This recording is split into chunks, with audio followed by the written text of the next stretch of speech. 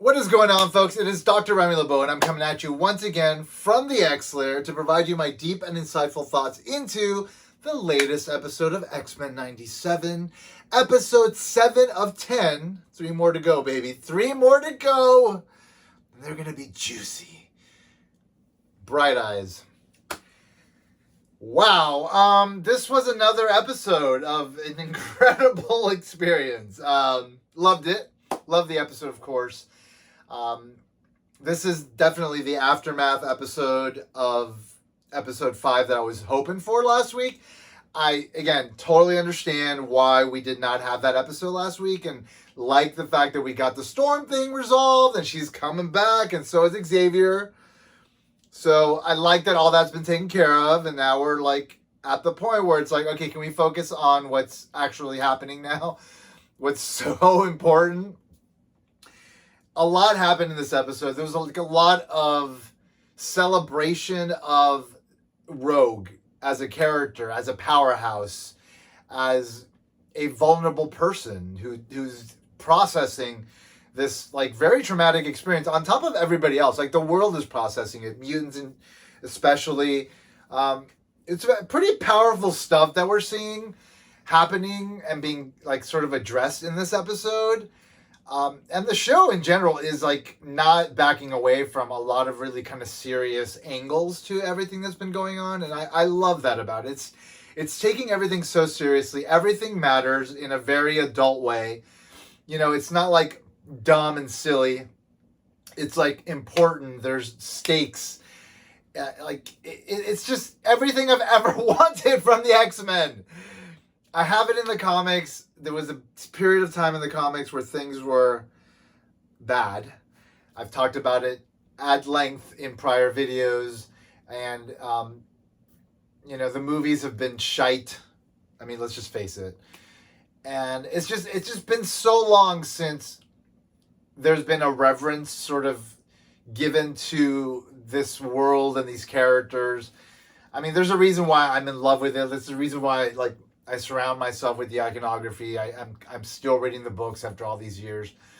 There's a reason for that, this is a special thing, and it's being treated as such in this show, and the end result of it is beyond spectacular, if you ask me. It's so good. It's so damn good. Man, I'm like beyond in love with it. I saw this episode. I've decided not to watch the episodes at night, because it's like midnight here. I'm exhausted, and I'm not giving it the proper attention. Like last week's episode, I think my perception of it was damaged because of like my groggy sort of like viewing of it. So I waited till this morning. I watched it. The first thing I woke up, because I opened up Twitter and I saw that people were already posting spoilers. I was like, I can't have this spoiled.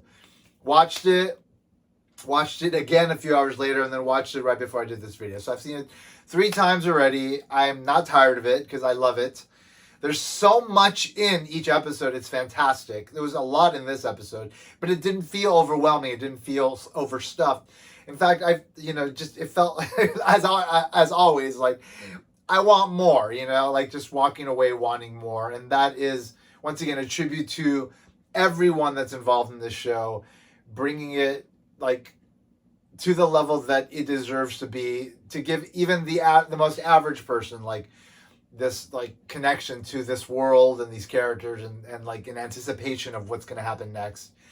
It's the characters, it's the world, but it's definitely the writing. I mean, Beau DeMaio has played a huge role in that, and I have a huge amount of respect for the guy. I beg Marvel to bring him back, resolve the issues, whatever it was. Is it his OnlyFans?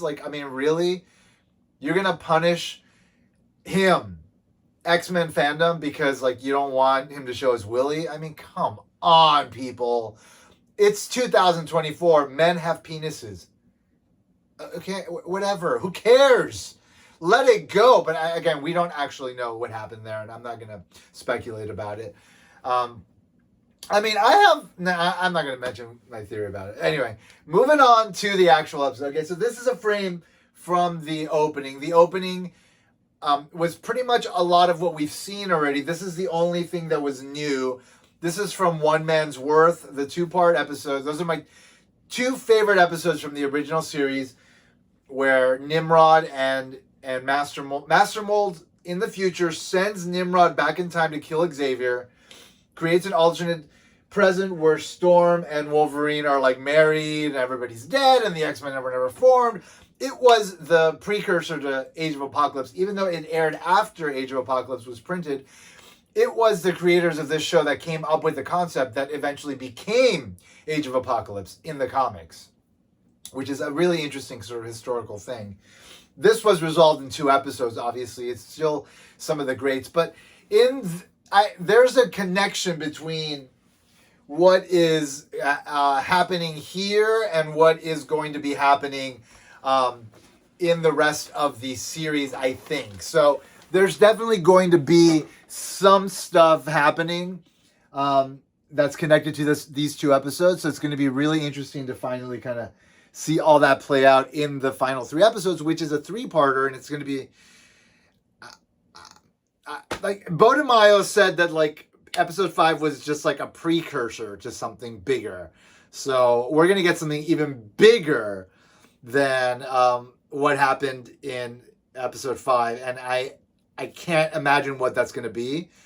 I can't imagine that being top, but it apparently will be. Anyway, so like obviously the other thing that is big in the opening, which they used again, is the Master Mold and Nimrod frames, and that is this is basically like, so last week it was revealed that Sinister was behind the attack, but I speculated something else was going on. I believed it was Apocalypse, but I also mentioned that this was in the beginning of the show, which teases Bastion.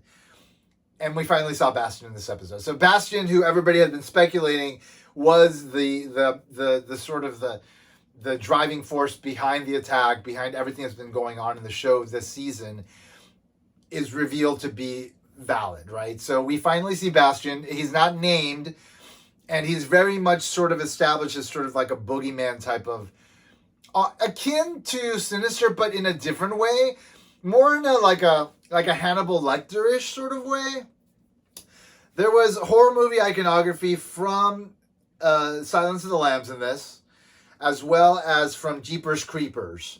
Maybe something else, but like Jeepers Creepers was, if you've seen that horror movie, like at the very end, like you have that song Jeepers Creepers playing on a record player on vinyl, and like as something horrible is being done to a victim that I won't go into it. If you haven't seen the movie, like you should watch Jeepers Creepers because it's actually really good. It's a really good horror movie from like I think late 90s is when it came out initially.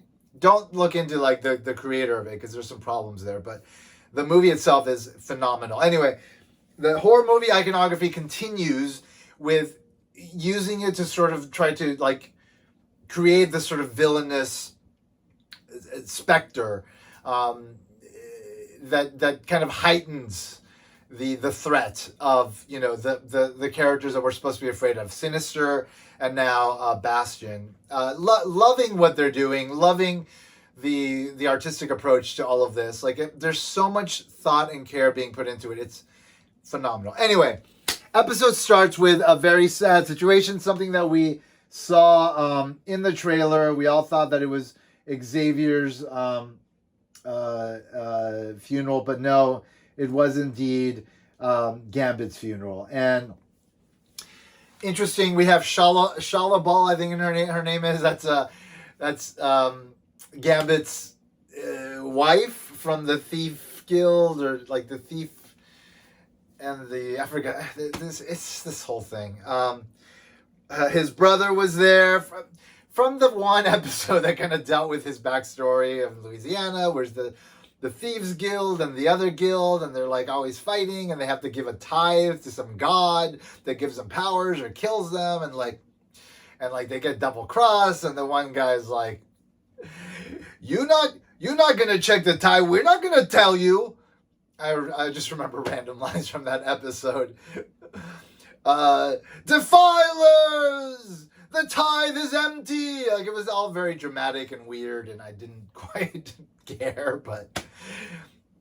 anyway, it's a weird episode. It's, I believe, in season 2 of the original series that kind of deals with his backstory. We see his wife here, and his brother, and whatever, and it's all very sad, and yeah, I'm devastated, of course. But then Jubilee is like it's tearing her apart. And she's like asking, like, where the hell is Rogue? You know, like, why isn't Rogue here? Like, Rogue saved everybody. She saved, you know, like, oh no, I'm sorry. Why isn't Rogue there? Gambit saved her. Like, she should be there. And then, you know, Wolverine's like, you know, grief is a lonely war or something, which is such a beautiful line. It's such a beautiful line. Yeah, it's just a lot of moments like really kind of choked me up here. This whole thing though with Nightcrawler, where he's just like, you guys weren't there, like you don't know the pain of what she went through, and it's not just grief that she's experiencing. It's more, and Jubilee is right to be afraid, because Rogue is on a fucking rampage, man. She is like going off. The badassery that was demonstrated for Rogue was phenomenal. It's just so good to see like these characters being represented in their most powerful state. Something we've never really seen before. Like, in the original series, it was like there were limitations to everything that was being done. It was it always felt like there was a restraint, but there's no restraint here, man.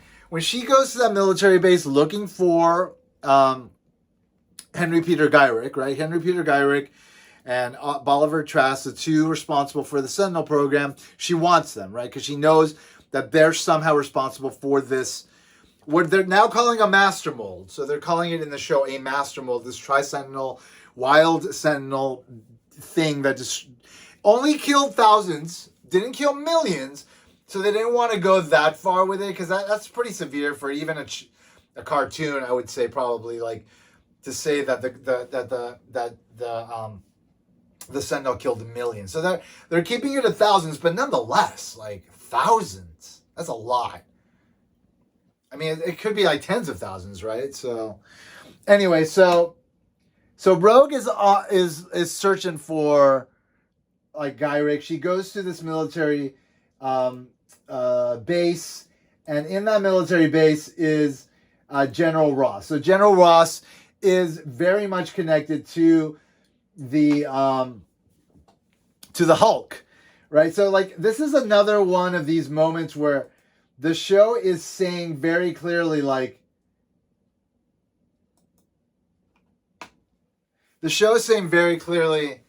we're part of the Marvel Universe. And I love that they're doing this, because it's like, yes, the X-Men are part of the Marvel Universe. They always have been.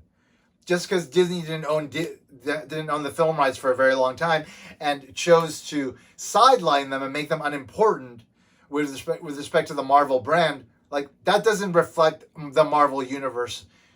It's nature at its core. Like, what it reflects is like just a bunch of corporate decisions that were dumb and hurt the X-Men and hurt their bottom line now. Sure, they didn't know they were going to... I'm not going to get sidelined with this. Anyway, we're very much in the Marvel Universe. We see Ross, General Ross. Didn't expect to see General Ross. So that's pretty cool that we got to see him. And so she's looking for Gyrick. She's trying to get information. And it looks like she gets some info, because she does wind up going on to the next place where, you know, she eventually encounters Captain America, which is pretty wild, right? When we saw the Captain America shield in the trailer, like, we thought that was going to be like a Wolverine thing, because Wolverine is connected to Cap in terms of their history, in terms of what was already shown on the previous show. But we got Rogue, like, to have a big Cap and her moment. But before we did that, we had we're catching up with Cyclops, right? Cyclops is talking to the president. The president's like, Cooper. You know, like, because they're looking for survivors on Genosha. It's been like over a week where they haven't found any survivors. So the president's like, the UN's going to kind of retract some of the support, and like the president, former Senator Robert Kelly, who was against mutants, and after things had happened in Days of Future Past, the 2 episodes in season 1, kind of turned his attitude around with respect to mutants in a sense. But I mean, he's still a bigot at heart, and you can kind of see it play out here. So like the UN wants to cut off the resources. Cyclops is like, look, like mutants need hope. Even if we could find one more survivor, that's important. And then that's when him and Jean decide, like, we got to go to Genosha, and we got to do this ourselves. And so that's what takes the X-Men to Genosha, and where we get a really spectacular moment. We get a few spectacular moments. But there was a nice little moment here as well, where like they discussed Madeline Pryor, and Jean like basically saying like, I acknowledge that your connection to her was something special, and I actually wanted to have like kind of a sisterly thing with her since Storm left.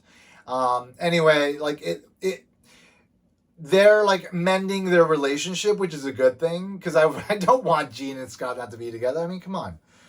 But anyway, so whatever. So this gets them on the road to Genosha, and then we go to Genosha, and in Genosha we have like the survivors camp, like there's triage trying to like help people that are found in the rubble.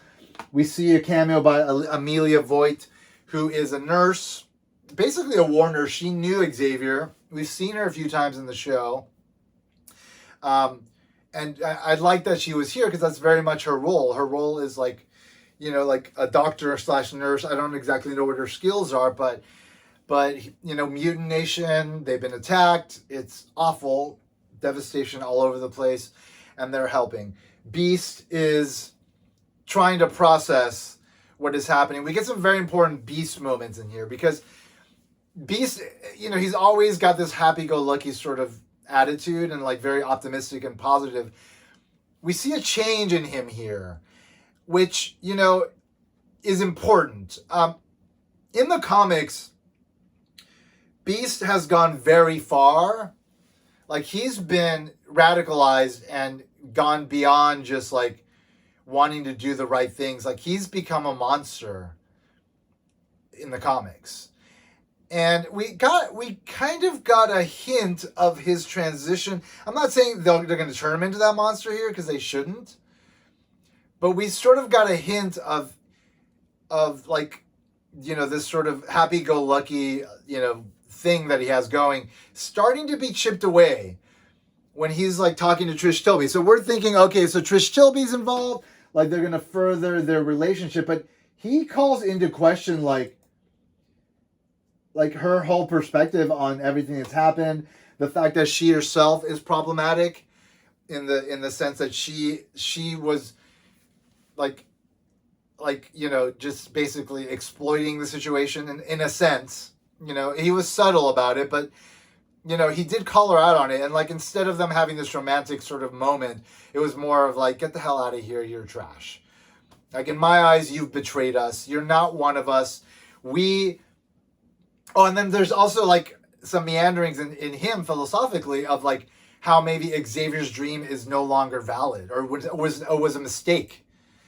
So there were a couple of moments, even in the conversation prior, where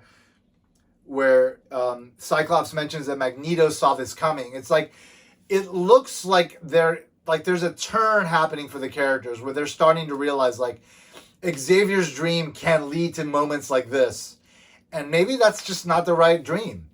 It's really great. I love sort of like this philosophical exploration of these ideas, and putting them up against a wall and kind of testing them out, seeing them from every angle, and then trying to figure out what is right, what is best. It's really profound, and like, it's exactly what I would want from these stories, and it's exactly what I'm getting, and I love every second of it. All right, so then this takes us then to Rogue encountering Cap. So the thing is, like, again, like I mentioned, like it's usually Wolverine that interacts with Cap, but what's really cool is that in the comics, like there was a point where Cap formed a Unity Squad, which was made of Avengers and mutants. They called it the Uncanny Avengers, as far as the title of the book went. So Rogue and Cap actually do have a pretty strong connection as of like the last like 10 years or something in the comics. And I like that we saw a glimpse of it here. There was a sort of an implication that he would be helping her, but ultimately it kind of fell apart. I like that it fell apart.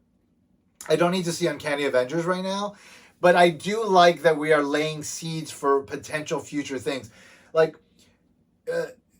Cap is on the side of mutants. Like, he feels that like that there was a wrong done. Like, it's not like he's anti-mutant. Like, he's trying to play by the book and she's not. So she's looking for Henry Peter Gyrick. He seems to have information about it. He gives her the information. She leaves. And then on her way out, because he's basically like, I'm only going to play by the book, like she takes the shield and she throws it, which I thought was a magnificent move. It's like, it's such a great like moment of like, I'm strong, I'm pissed, I'm your ally, but I'm also who I am. And in this scene prior to this, where she was attacking the General Ross base, like she said something like, you know, like, because he's like, I thought you guys were supposed to be good, and she's like, you killed the good ones, now you got me. And there was some mention a couple of times, I believe at least once, about her dark like sort of past in the prior episodes. I think it might have been twice that was mentioned.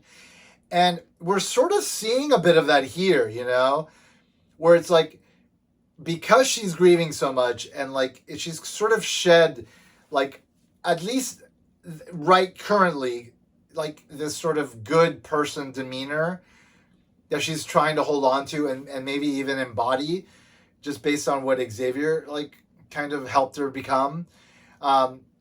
And she's showing who she is at her core, this angry, you know, bitter human being that's been scarred and like will take that out on others that have wronged her. So it's an interesting journey we're seeing Rogue go on, which I'm beyond loving. Anyway, so from here we go back to Genosha, and this is where we get a really important moment. Well, we get a few important moments. First, of course, there is the whole Jubilee and Berto thing. So Sunspot is, you know, he's basically like the allegory for being in the closet, and they have this great conversation about like, well, what if you? He's like, this is what happens when we show people and we try to kind of just live outwardly. Like, this is what happens. Is this what I should be doing? Should I be like, you know, just out on Front Street about what I am? Because he's been hiding that he's a mutant, right, from his family and from pretty much everybody. And Jubilee's trying to encourage him to come out of the closet. And they have this really great discussion, but ultimately it leads to him willing to go tell his mom about, and then asking Jubilee if she'll come with him, which is a really lovely moment that's just peppered in here. I love this dynamic and like subplot of, you know, Sunspot, Roberto da Costa, and Jubilee kind of forming a relationship, but also kind of exploring, you know, other aspects of this world from like a young mutant's perspective, who's like just dealing with personal stuff. And it's a great way to kind of connect, you know, the younger audience to the characters and the world, so it doesn't feel so overwhelming, because there is a lot going on, even though I think that they're doing a great job of like kind of being inclusive to everything. Anyway, so there's this moment, and then of course then we get the Jean and Scott moment that leads to us finding. Okay, no, so this is where we get the angry Beast and Trish Tilby moment, which is fantastic. and you have the remnants of Xavier and Magneto statues in the background. Phenomenal. Um, and okay, so then Rogue goes to Mexico. She finds Gyrick. So the stuffing of the butterflies and all this stuff. This is very like Silence of the Lambs, like iconography, making him out to be like this horrible human, connecting him to Hannibal Lecter in a sense. And well, actually, Buffalo Bill, who you know. Anyway, Silence of the Lambs. Watch if you haven't seen it. It's fantastic. And Rogue once again, like I love this moment so much where she's like, where Gyrick's like, you know, like I'm not gonna tell you anything because she's trying to find out about this organization OZP or something, OZY, I forget what it was. It's the organization that Cap told her about. And she's trying to find out info on it. She wants to know where Bolivar Trask is. Henry Gyrick won't tell her.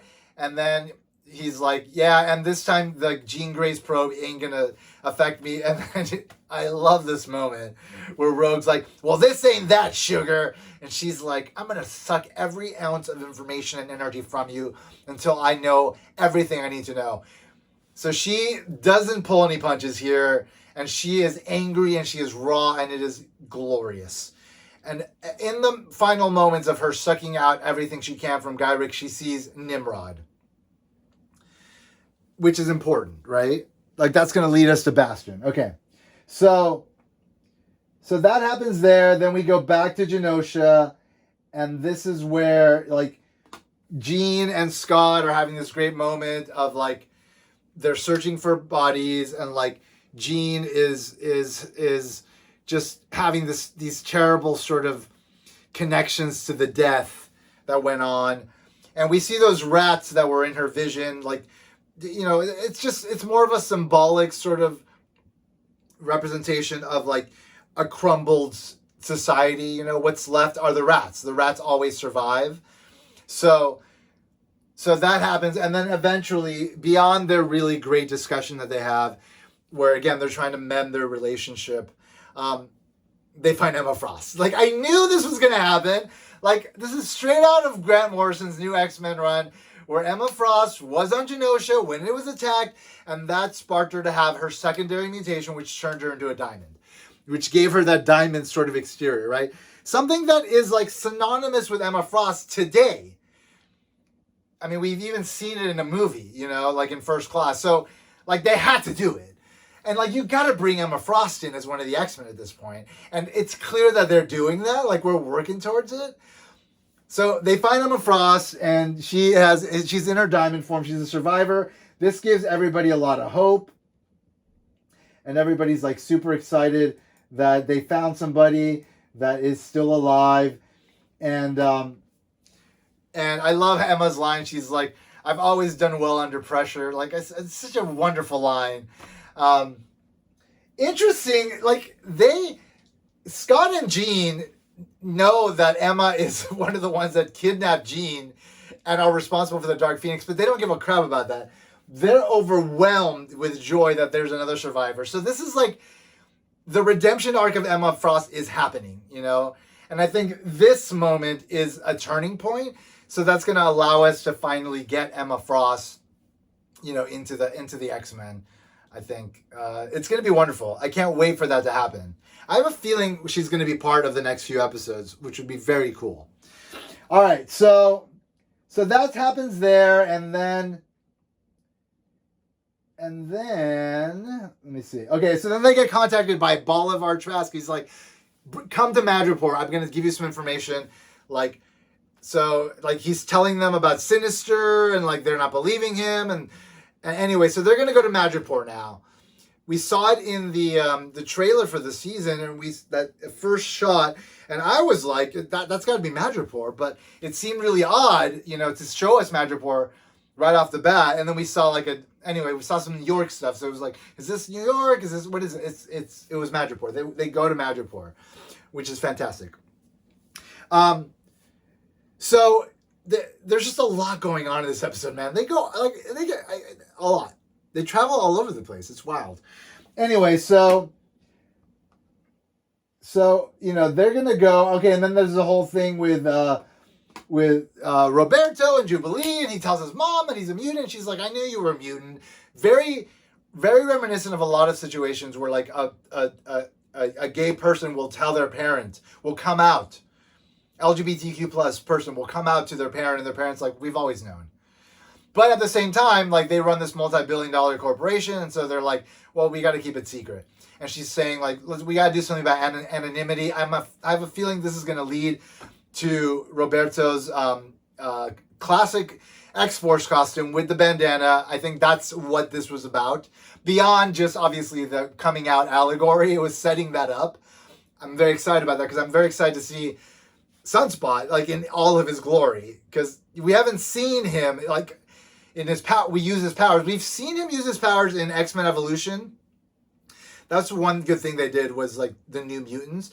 But we have never seen Berto in like an X-Force type of like getup, like being a super badass. I have a feeling we're going to see that in the next 3 episodes. I mean, without a doubt, we're going to see it, right? I mean, come on. Anyway, so so then the mom and this and the that, and then we get our first. Oh no, okay. So then this is where Nightcrawler and the X-Men find Rogue, right? They have this beautiful moment, where Rogue is finally like able to kind of let go of some of her anguish. Because, Nightcrawlers are like, he hadn't mentioned that he's her half brother or like step brother or whatever in episode 5, but he mentioned it here, which was very lovely. Rogue was like, I'm not prepared to let go of Gambit, even though we saw like kind of Day of the Dead imagery where, in the Mexican culture, like there's a celebration of the dead. And then she finally like falls the fuck apart when Nightcrawler's like, you're not responsible for the death of Magneto and Gambit. In fact, you're responsible for them living. And it's just so touching. I'm getting choked up right now. And then that's when she starts breaking down, like baby crying in a crib breaking down. Cause she finally had a moment to be able to let go, right? She's had so much anger. She's been taking it out and like everything she's been going through.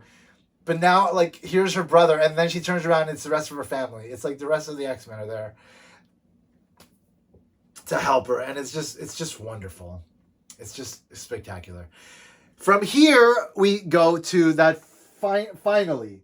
We go to that first moment of, like, finally meeting Bastion, the true villain, right?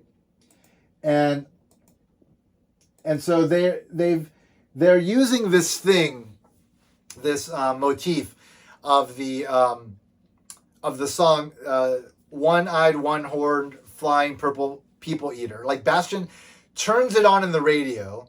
We see it again at the very end. This is very Jeepers Creepers, because in Jeepers Creepers, like at the very end, like you hear that song on the record player, Jeepers Creepers, where'd you get those peepers? As this guy's getting like his eyes taken out.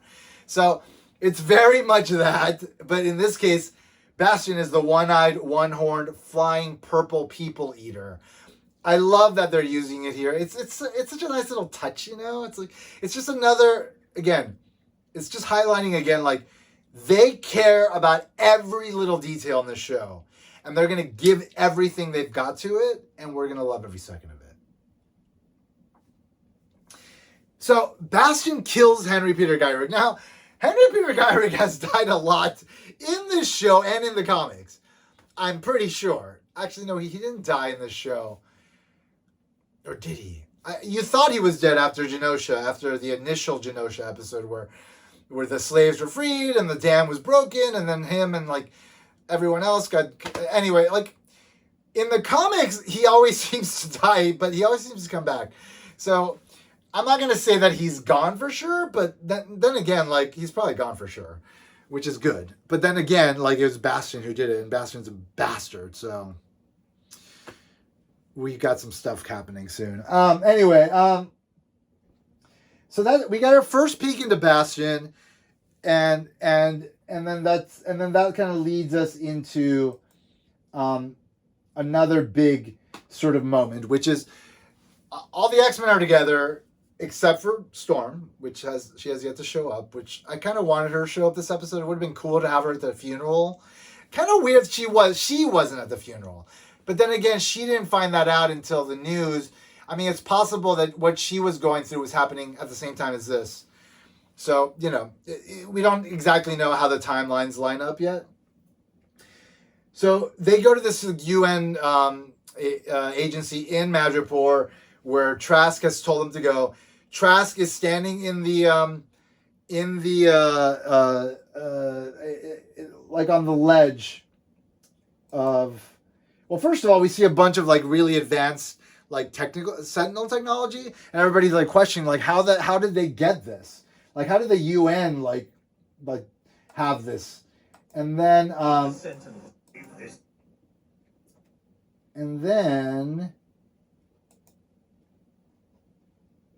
we get this great allusion to Oppenheimer. So Oppenheimer, obviously the creator of the science behind the nuclear bomb, like he says, "Now I have become death," right? Like that's what he said, and somebody called Trask Oppenheimer, and then he delivers that line as well, which is like really timely. Like we just had Oppenheimer last year. This was written and animated probably a couple years ago. So it's interesting parallels, right? Anyway, so Trask is like, I didn't expect to do this. Like, this is not what I wanted to do. Like, Sinister is kind of controlling me or whatever. He gave some information about this OZY thing. And then eventually he's like, I'm going to jump. And then Rogue is like pretending like he's going to save him. But then like she lets him go.